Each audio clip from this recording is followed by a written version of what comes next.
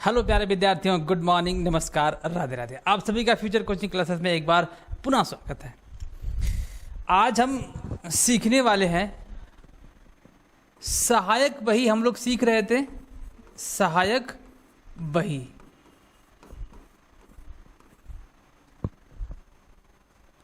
हमने इस पर कुछ सहायक बहियों पर चर्चा किया था।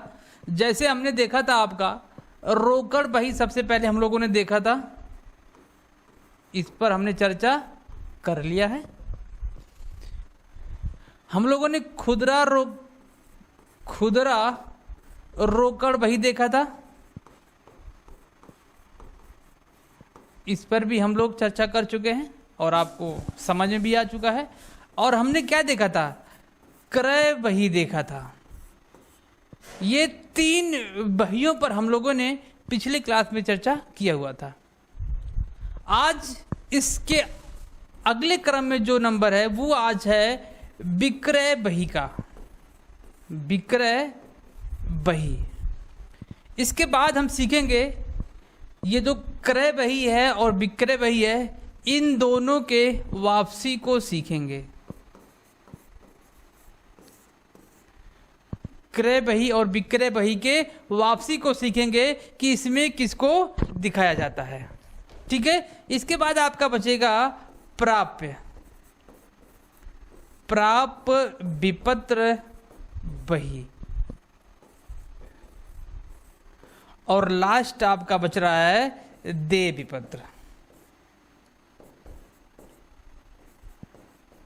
विपत्र बही।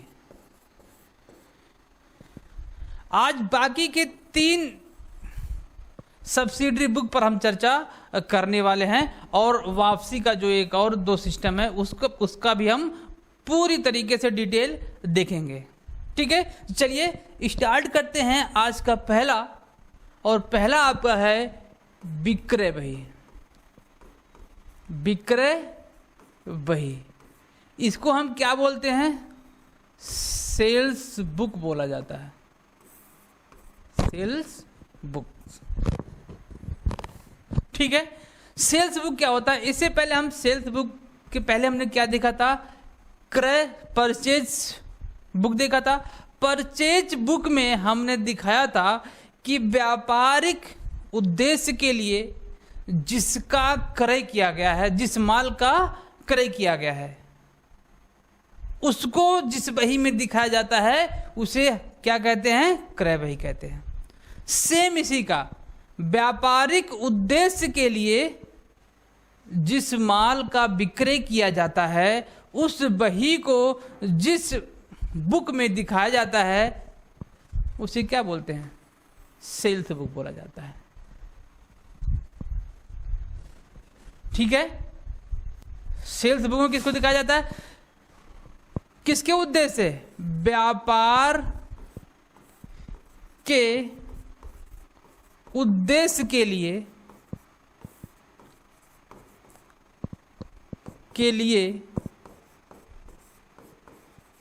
जिस माल का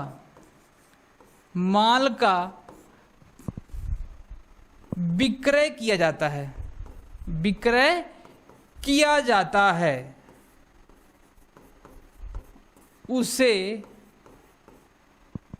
जिस बही में दिखाया जाता है उसे विक्रय बही कहा जाता है। ये इसका थोड़ा सा और भी हो गया। अब देखिए इसमें क्या होता है, इसमें आपको दिखाया जाता है, आप दिखाते क्या क्या है देखिएगा।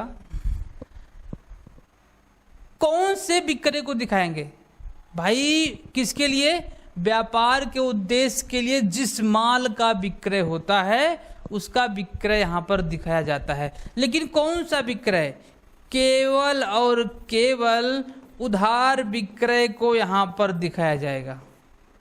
नोट डाउन करते चलिएगा। पहला स्टेटमेंट क्या हुआ कि विक्रय बही में केवल और केवल उधार विक्रय को दिखाया जाएगा, वो भी कौन से विक्रय को, जो व्यापारिक पर्पस के लिए माल है, केवल उसी को यहां पर दिखाया जाएगा। ठीक है। सेकंड क्या है इसमें जो आपका प्रारूप बना होगा, विक्रय बही का जो एक प्रारूप बना होगा, उस प्रारूप के अंदर क्या करेंगे, इस विक्रय में से व्यापारिक छूट को घटा कर दिखाएंगे। क्या करेंगे, व्यापारिक छूट को घटा कर दिखाएंगे।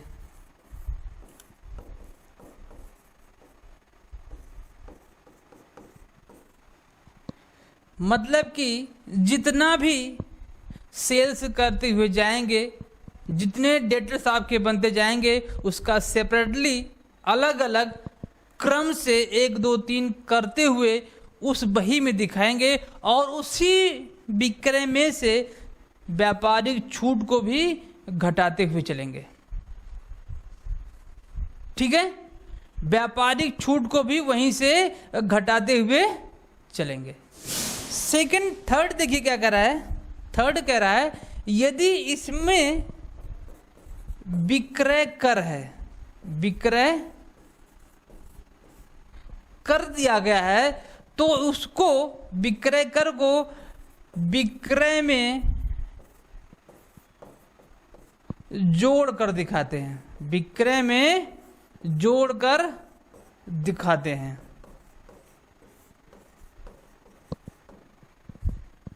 दो चीज मिला आपको।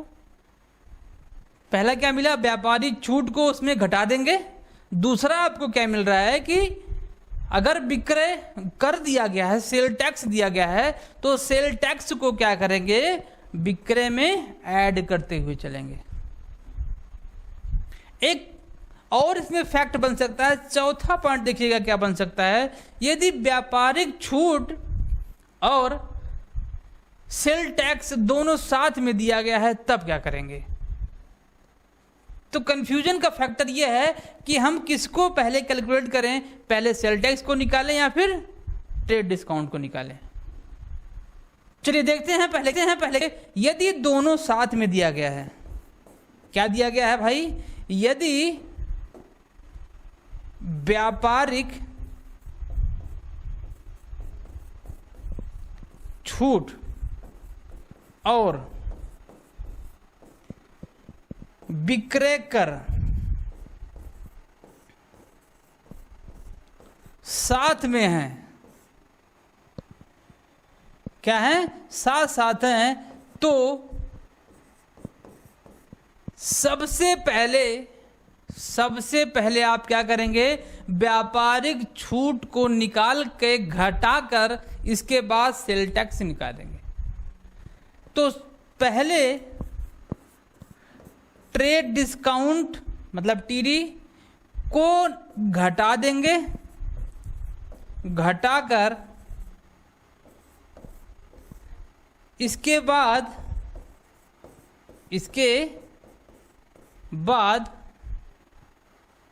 विक्रय कर निकालते हैं। विक्रय कर निकालते हैं। इतना बात आपको समझ में आ गया।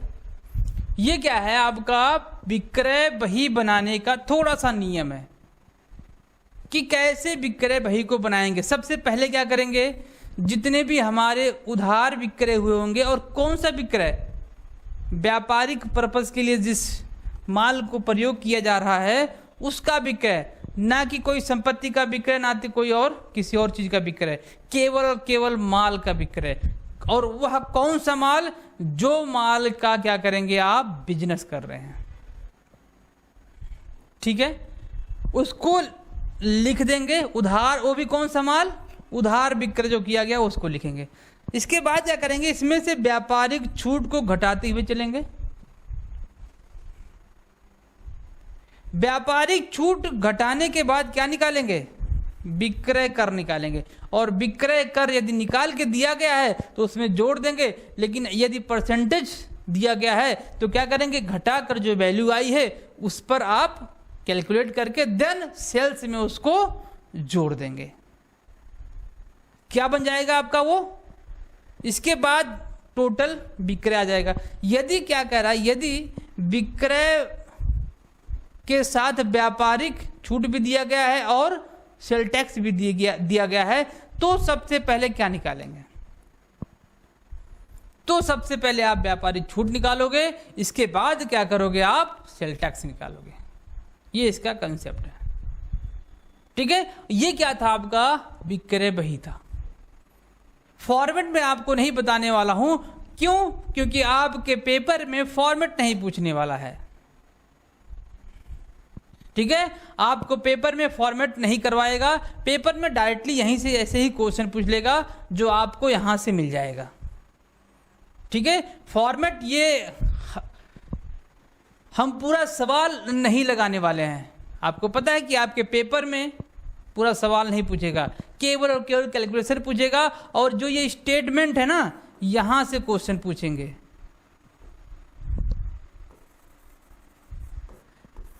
स्टेटमेंट से क्वेश्चन, विशेषताओं से क्वेश्चन पूछेगा कि क्या होता है विक्रय में, विक्रय बही में,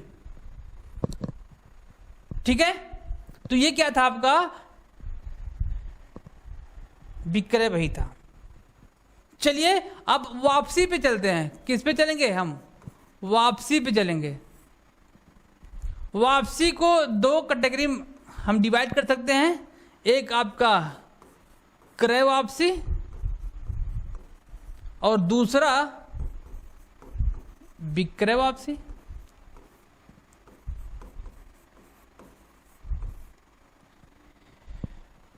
इसमें किस वापसी की बात कर रहा भाई? इसमें जो माल हमने क्रय किया है उसको हम अपने लेनदार को वापस करने वाले हैं। क्या करने वाले हैं? वापस करने वाले हैं। वापस कई रीजन से हो सकता है। पहला, या तो माल खराब उसने भेजा हो, डिस्ट्रॉय हो गया हो, या फिर जो ऑर्डर के अकॉर्डिंग माल नहीं आया हो, तब हम वापस कर सकते हैं। जो क्वालिटी उसने बताया था उस क्वालिटी के अकॉर्डिंग उसने हमको माल नहीं भेजा, तो हम उस माल को क्या करेंगे? वापसी कर देंगे। या फिर ऑर्डर मूल्य और इनवॉइस मूल्य के बीच में दोनों में डिफरेंट हो, ऑर्डर कुछ लिया गया था और बीजे कुछ बना के भेजा गया हो, तब भी क्या करते हैं? हम माल की वापसी कर देते हैं। तो इस कंडीशन में उन वापसी का लेखा जहां करते हैं, कौन? हमने जो माल खरीदा था उसका जब हम वापस भेजेंगे, जिसने हमको भेजा था उसको हम दोबारा जब भेजेंगे, उसका जहां पर रिकॉर्डिंग होगा वो क्या कहलाएगा? क्रय वापसी कहलाएगा। क्या कहलाएगा? वो क्रय वापसी कहलाएगा, ठीक है। तो यहां पर किसका लेखा होने वाला है? जो हमने जिससे माल खरीदा था उसको जब हम वापस करेंगे, उसका जहां पर लेखा होगा वह, उसका नाम क्या होगा? क्रय वापसी बही होगा। वो सेल्स रिटर्न बुक, क्या बोलेंगे उसको? सेल्स और रिटर्न बुक बोलेंगे उसको। सेम इसको कहेंगे क्या भाई? विक्रय वापसी बही करेंगे। हमने जिसको माल बेचा था, अभी तक तो हमने खरीदा था, ये कौन सा माल खरीदेंगे? व्यापारिक उद्देश्य के लिए जिस माल का प्रयोग किया जा रहा है उसकी बात करेंगे केवल, बस। और किसी भी वस्तु का हम चर्चा यहां पर नहीं करने वाले हैं। केवल और केवल उस माल की बात करेंगे जिसका उद्देश्य केवल व्यापार में बिजनेस करने का है, ठीक है। जिसका हम वापसी कर रहे हैं वो क्या है? Purchase return book. और हमारे ग्राहक यानी देनदारों द्वारा, ग्राहक या कौन? ग्राहक या देनदारों के द्वारा जिस माल को वापस किया गया है उसका जहां पर लेखा होगा उस बही का नाम क्या है? विक्रय वापसी बही, ठीक है। बात समझ आ गई ना? वापसी में क्रय वापसी बही और विक्रय वापसी बही। क्रय वापसी बही में हमने जो माल खरीदा था उसको जब हम वापस करेंगे और उसका रिकॉर्ड जहां पर रखेंगे वो क्या कहलाएगा, आपका क्रय वापसी बही। और दूसरा क्या है, विक्रय वापसी बही ग्राहकों के द्वारा और देनदारों के द्वारा जो हमने माल उनको बेचा था, शायद उनको ना पसंद आए या और कोई रीजन जो अभी मैंने बताया रीजन हो सकता है, उसके द्वारा जब वो माल वापस किया जाता है उसका जहां पर रिकॉर्डिंग होता है उसको क्या बोलते हैं, sales book, sales return book बोला जाता है। ठीक है, ये सब किसके पार्ट होते हैं, ये सब पार्ट हैं जर्नल के। जितने भी सब्सिडरी बुक्स हैं वो किसके पार्ट हैं, जर्नल के। और जर्नल किसका पार्ट है, बुक कीपिंग का। ये हम चर्चा कर चुके हैं। ठीक है, चलिए अगला देखते हैं, अगला क्या कह रहा है। नेक्स्ट हम देखते हैं दे विपत्र बही। विपत्र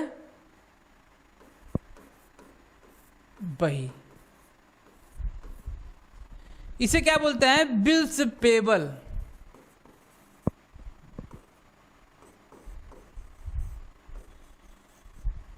बुक हम दोनों को साथ में रख सीखते हैं। पहला ये हो गया और दूसरा देखिए क्या है, दूसरा हमने ले लिया भाई, दूसरा क्या है, प्राप्य। विपत्र बही, और इसे क्या बोलते हैं, बिल्स रिसीवेबल बुक। अब दोनों को साथ में रख के सीखेंगे तो आसानी हो जाएगी समझने में। देखिएगा, ये मान लेते हैं x है और ये y है। ये मान लिया व्यापारी है और इसको हमने मान लिया ये ग्राहक है।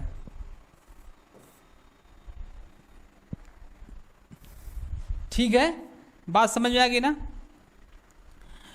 अब इन दोनों के बीच में क्या हुआ, उधार लेन देन हुआ। मतलब कि क्या हुआ, उधार क्रय विक्रय हुआ। इसने बेचा, उसने खरीदा, क्रय विक्रय हुआ ये दोनों के बीच में। इतना बात समझ में आ गया आपको। एक्स व्यापारी है, वाई ग्राहक है। अब इसने माल को बेचा, उसने खरीदा। अब इन दोनों के बीच में एक समझौता हुआ।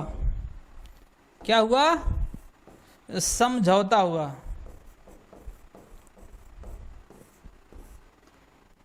उसने कहा कि मैं पैसे 3 महीने बाद या 5 महीने बाद, जो भी उसने टाइम लिया, उसके अकॉर्डिंग उसने एग्री कर लिया। दोनों ने क्या कर लिया, एग्री कर लिया, समझौता दोनों का हो गया।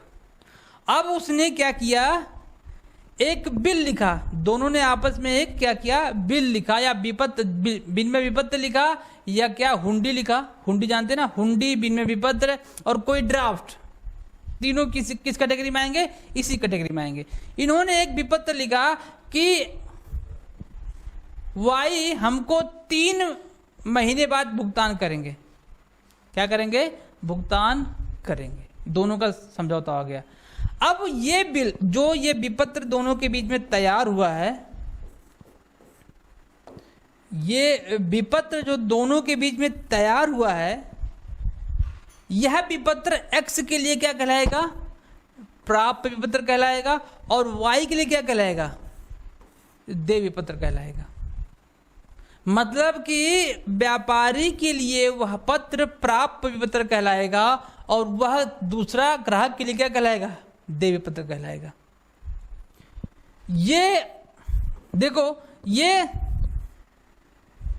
व्यापारी का होता है और ये ग्राहक के लिए होता है। अब इसमें लिखेंगे क्या, इसमें कौन लिखेगा, एक्स लिखेगा।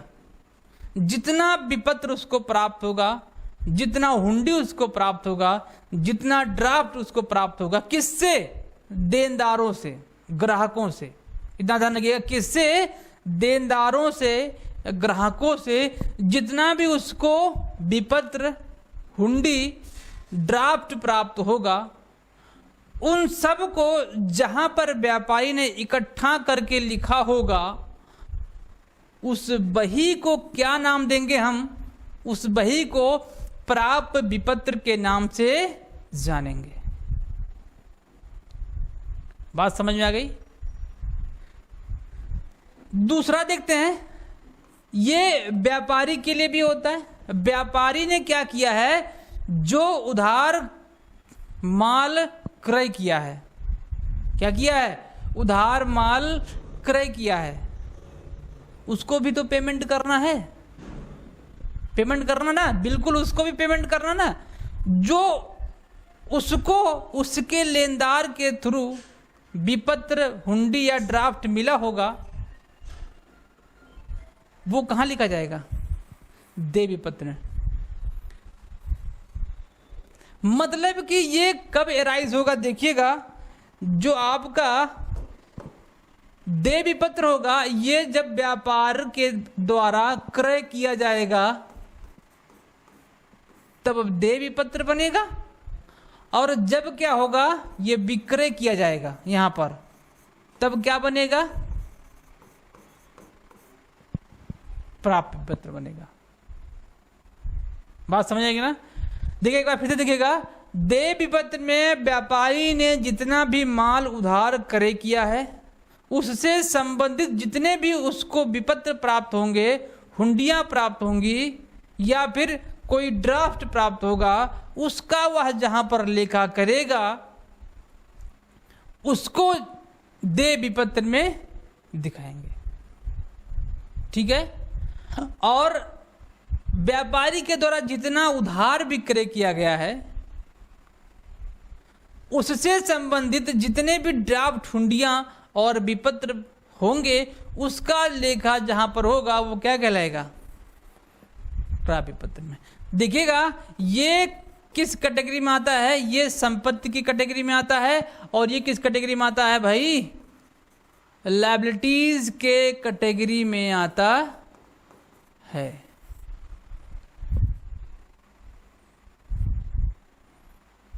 ठीक? ओके, ये क्या था? आपका सब्सिडरी बुक था। सब्सिडरी बुक में हमने जितने भी सहायक बहियां थी, सब पर चर्चा कर लिया है। ठीक है? आपका मोस्ट इंपॉर्टेंट जहां से क्वेश्चन बनेगा वो क्या होगा? कैश बुक होगा। ध्यान से उसको पढ़िएगा, एक बार फिर से उसको दोबारा रिवाइज करिएगा। जो आपने नोट्स बनाया है उसको आप दोबारा देखिएगा, क्योंकि कैश बुक से क्वेश्चन हमेशा आपके पेपर में बनने के चांसेस हमेशा रहते हैं। ठीक है? तो ये था आपका सब्सिडरी बुक। मिलते हैं आपसे अगले क्लास में एक नए टॉपिक के साथ। टॉपिक का नाम होगा journal entry. Most important topic journal entry. ठीक है? मिलते हैं